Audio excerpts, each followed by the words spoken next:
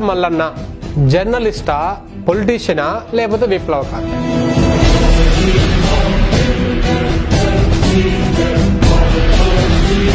లోతుగా ఆలోచిస్తే మల్లన్న చెప్పిన దానికల్లా ఆహా ఓహో అంటే వాళ్ళకి అర్థం కాకపోవచ్చు, కానీ కొంచెం డెప్త్గా, కొంచెం కామన్ సెన్స్ పెట్టి ఆలోచిస్తే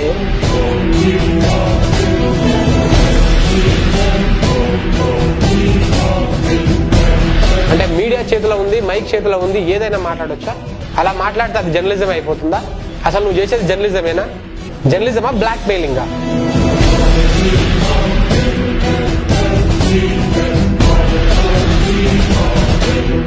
మనోడి కాన్సెప్ట్ ఏంది?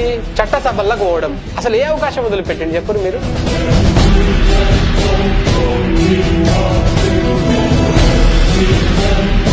కాంగ్రెస్ నుంచి ఎమ్మెల్సీగా పోటీ చేసిండు, ఏదో ఉద్యమాలు చేసుకుంటూ చదువులు చెప్పుకుంటున్న కోదండరామ్ సాబ్ను ఉసిగొల్లిపి అది వేసి ఇది వేసి పార్టీ అని పెట్టి పార్టీ పెట్టించిండు. మళ్ళీ 2 రోజులకే, తెల్లారి 3 రోజులకే ఇది రెడ్డిల పార్టీ, అగ్రకులాల పార్టీ, ఈ పార్టీలో నన్ను బయటికి వెళ్ళి వచ్చిండు.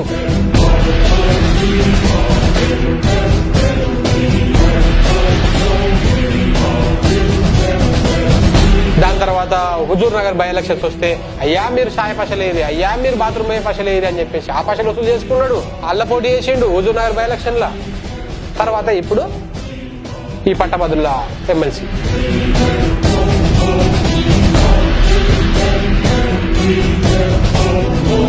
తీన్మార్ మల్లన్న ప్రాంప్ట్ అయితే, తీన్మార్ మల్లన్న నిజాలే మాట్లాడితే, తీన్మార్ మల్లన్న ముందు హుజూర్ నగర్ బై ఎలక్షన్ లో నీకు వచ్చిన కలెక్షన్ల గురించి ఆ లెక్కలు బయట పెట్టాలి.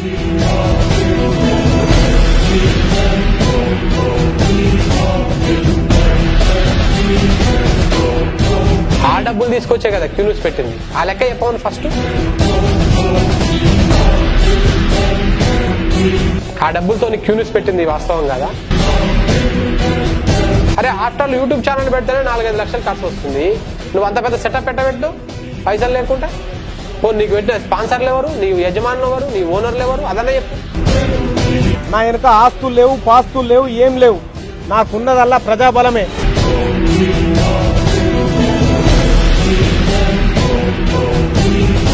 నా దళితులు, నా బీసీలు, నా దళితులు అంటాడు కదా.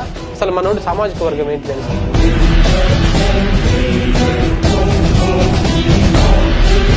మనము ఒక జర్నలిస్ట్ అంటే జనాన్ని రిప్రజెంట్ చేస్తాడు, జనాల సమస్యలను చూపాలి.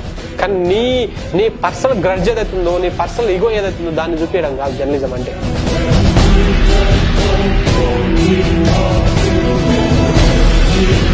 పెద్ద జర్నలిస్టులు ఉన్నాడు, చాలా మంది జర్నలిస్టులు ఉన్నాడు.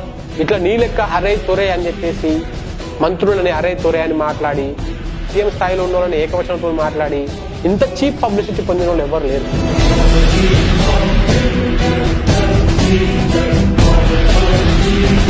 సరే నీకు దళితుల మీద అంత ప్రేమ ఉంది కదా, నువ్వే ఎందుకు ఎమ్మెల్సీగా, నువ్వే ఎందుకు ఎమ్మెల్యేగా, నువ్వే ఎందుకు పోటీ చేయాలి ప్రతిసారి? నువ్వు కూడా ఒక దళితుని నిలబెట్టి బొచ్చడి మందురు పెద్ద పెద్ద చదువు చదువుకున్నావు, ఉట్టిగా ఉన్నావు ఇప్పటికి.